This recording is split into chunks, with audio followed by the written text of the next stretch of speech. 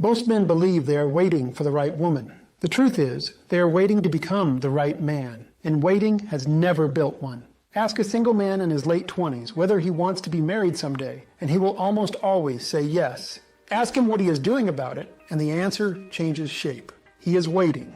Waiting for the career to settle. Waiting for the savings account to reach a number he has never actually written down. Waiting to feel, in some way he cannot describe, ready. He treats readiness the way he treats weather, something that arrives on its own schedule.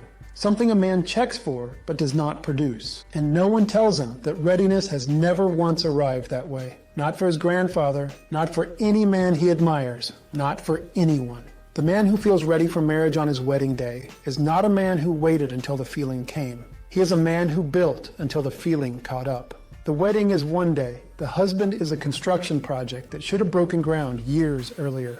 Today I want to talk about what a man builds before there is anyone to build it for, and why the years you are in right now, the unpartnered years, the ones the culture tells you to either enjoy or endure, are actually the foundation pour for every year that follows. When I was 20, a 4-year relationship ended, and I spent several weeks assigning reasons to her.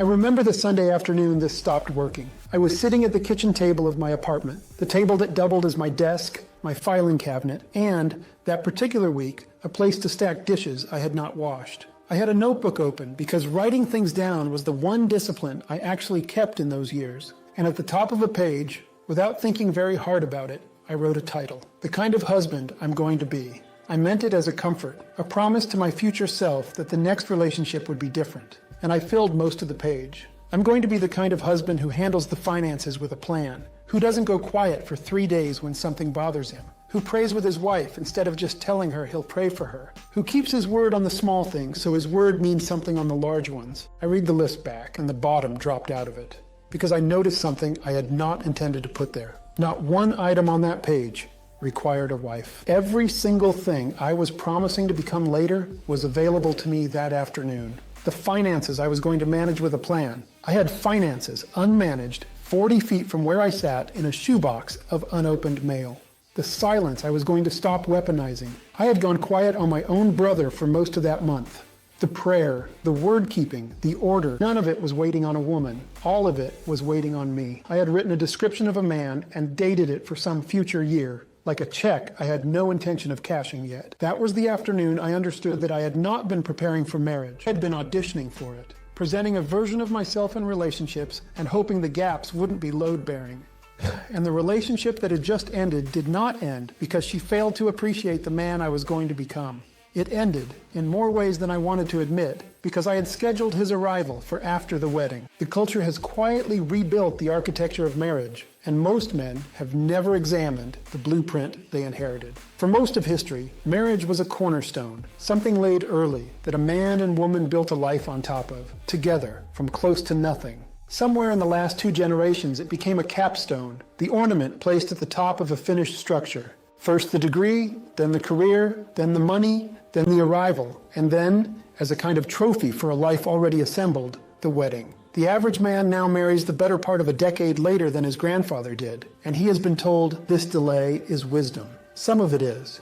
There is nothing noble about entering a covenant unprepared, but look closely at what the capstone model actually asks a man to do with his 20s. It asks him to build everything except the capacities a marriage will run on. He is told to optimize his income, his physique, his career trajectory, and the culture calls this getting ready, when none of it is the readiness a household will draw on at 2 in the morning when the child is sick and the money is tight, and his wife needs a man who can hear hard things without leaving the room. The data underneath this is stark, and it is current. The major family research this year is calling it a dating recession. Among unmarried young adults, only about a third of men are dating at all regularly, and yet nearly 7 in 10 say definitively that they want to be married. Read those 2 numbers together. This is not a generation of men who rejected marriage. This is a generation of men who want the destination and have quietly concluded they are not viable yet.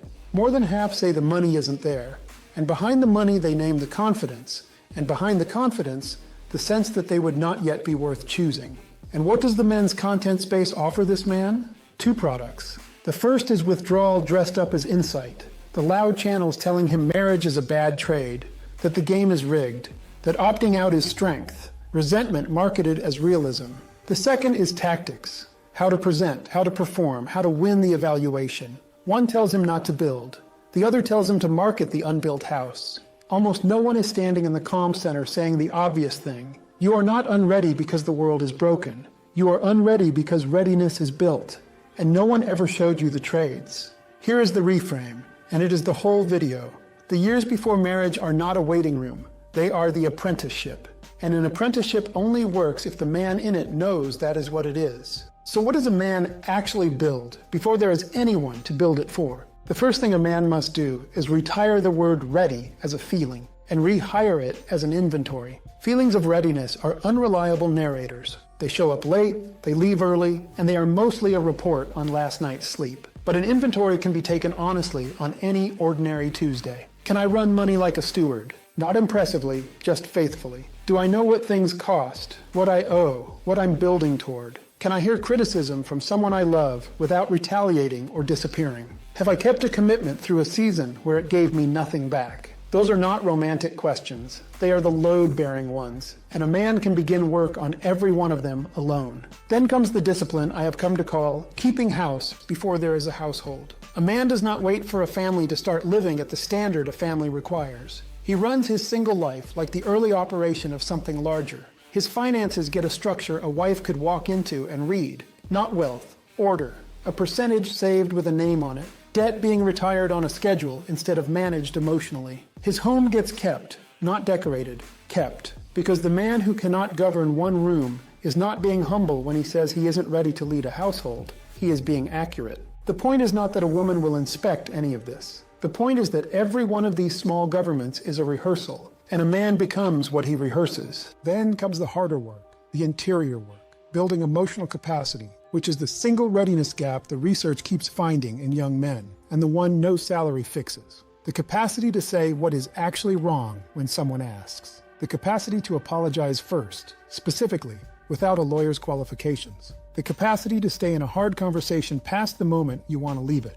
A single man practices all of this now in the relationships he already has, with his mother, his brother, his friends, the men at church. Every relationship currently in your life is a training ground for the one you are waiting on. The man who goes silent on his brother for a month is practicing going silent on his wife. The man who repairs quickly with a friend is practicing repair. You are always practicing something. The only question is what. And finally, there is the matter of choosing well, which deserves honesty rather than tactics. A man who builds himself into order earns something more valuable than attractiveness. He earns clarity. The man with an unbuilt life chooses a wife the way a drowning man chooses a rope, whatever is nearest. The man with a built life can ask the questions that matter and wait for true answers. Her character over her packaging, how she handles being wrong, what she is loyal to when loyalty costs her. Standards are not formed in the moment of choosing. They are formed years earlier in the man's own construction, because a man recognizes in another person only what he has practiced in himself. None of this requires her to exist yet.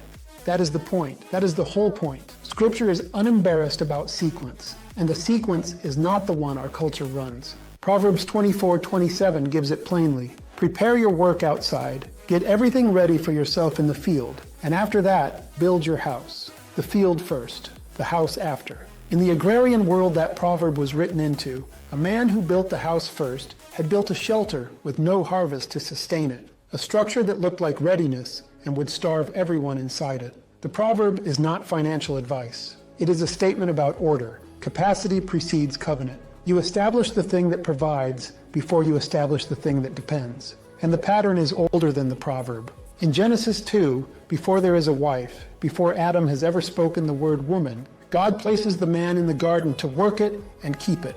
Adam is given a vocation before he is given a bride. He is a steward, a worker, a namer of things, a man under assignment. And Eve arrives into a life that already has order and purpose in it. The text does not say the man was incomplete until she came. It says it was not good for him to be alone. And God's answer to that aloneness was brought into a garden the man was already keeping. There is something for a single man to sit with there. The season you are in, under assignment, working ground that no one else sees yet, is not the delay of the story. It is the opening chapter of it, and it was the sequence in Eden before it was anyone's advice. And when Paul finally describes the job itself in Ephesians 5, He sets a bar that should end forever the idea that a man can wing it. Husbands, love your wives, as Christ loved the church and gave himself up for her. Gave himself up. That is not a feeling a man will locate on his wedding day. That is a capacity, and capacity is built the way all strength is built, under smaller loads first. The man who cannot yet give up an evening, a preference, a grudge, or a habit for the people already in his life is not going to discover self-sacrifice in a tuxedo. Covenant love is trained. The training is available now. It has been available the whole time. Here is what I want to leave with you. You are not in a waiting room. Nothing about your life right now is a delay. Not the apartment, not the unfinished career, not the empty seat across the table. You are in the field years. The ones the Proverbs says come first. And the man who understands that stops asking when she will arrive and starts asking a better question. What will she be walking into? So here's the one thing to do today. Tonight, sit down and take the inventory. Not the dreaming kind, the steward's kind. Open the accounts and look at the actual numbers the way a husband would look at them. Because one day, if you get what you say you want, they will not be only yours. And then write a single sentence at the top of the page. Not the kind of husband I'm going to be, but the work that starts this week. One item, field work. Begin it. A man who does this is not chasing marriage. He is becoming the kind of man that covenant can be safely built on. And that man is being formed right now, in the unwatched years, in the ordinary disciplines, in a life that looks to everyone else like waiting and is actually construction. Say it aloud and mean it. I am not waiting for my life to begin. I am building the house it will live in. That is the man this channel